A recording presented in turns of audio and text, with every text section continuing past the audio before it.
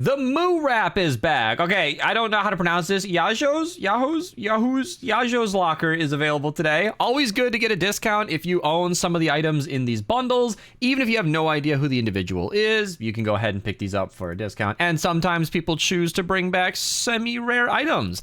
The Moo Wrap has been gone for almost a year, 1,121 days. So if you ever wanted your weapons to, look like cows, then today is the day. Also, every 2 weeks, it will clear whoever you were supporting before. So if you want to support me and you want to re-enter code Mista, I greatly appreciate it. It does go a very long way, especially now that I've been uploading a little less, just kind of waiting for performance issues to be resolved. I want to get back to Save the World content, but it's just a weird time to be making videos right now because of a lot of the matchmaking issues. There is downtime tonight. I don't know that we have anything for Save the World in here, but we might. And that also means the missions might change over. Sometimes that happens. So if there's anything I point out today that you're interested in, you should go and grab that now. I don't think there's anything too deadly important, but that's still worth mentioning. And that update will be covered in the morning if there's anything for me to talk about. And as for the shop, other than the code reminder, if you ever want to be featured on the channel using code MIST at your checkout, you're welcome to ping me. Give you guys a little shout out here. I appreciate it so much. Zaku went crazy. Not only did he gift all of this and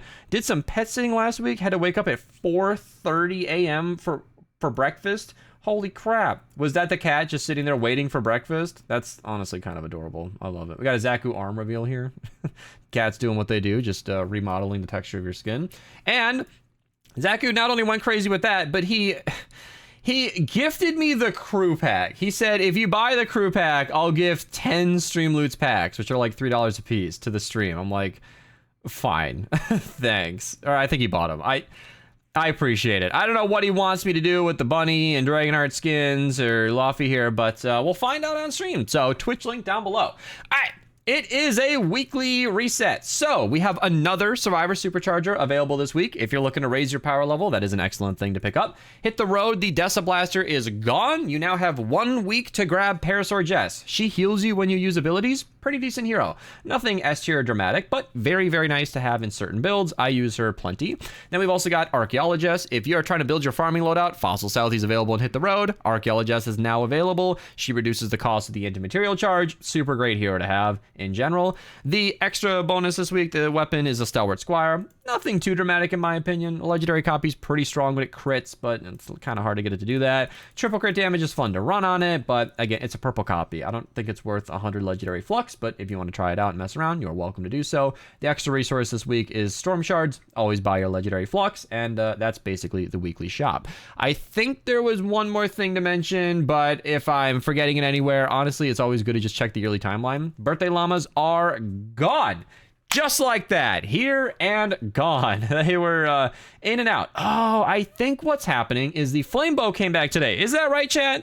Because when weapons come out, I don't like to put it in the yearly timeline because I want to make sure that it's going to repeat. So that actually happened earlier in the season with something else I'm forgetting.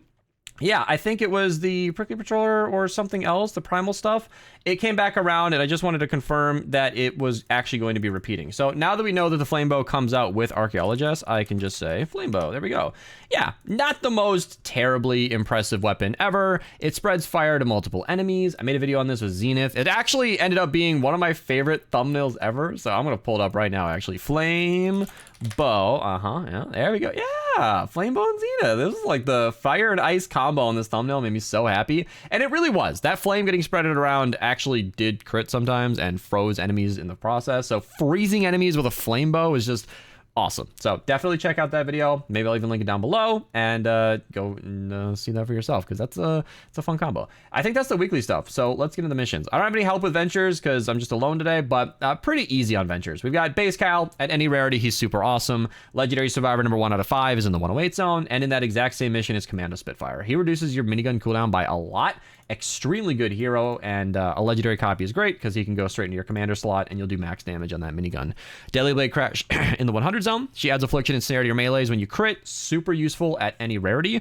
Then we've got a legendary defender, legendary survivor. Good combo mission. 2 for 1 is always nice to see. Heavy base Kyle, not the most exciting hero ever, but he's there if you want him. Shock Blaster as well. So a couple of legendary heroes if you're interested in filling out everything you've got there. I want to make sure I'm not missing anything in the 108 zones, and I think we're good. So moving on to the 132 132 zones right over here. Legendary Survivor, Legendary Defender. Been loving that combo recently. Then we got a double Legendary mission in the 132 4-player mission. So that should be every single Legendary Survivor available today.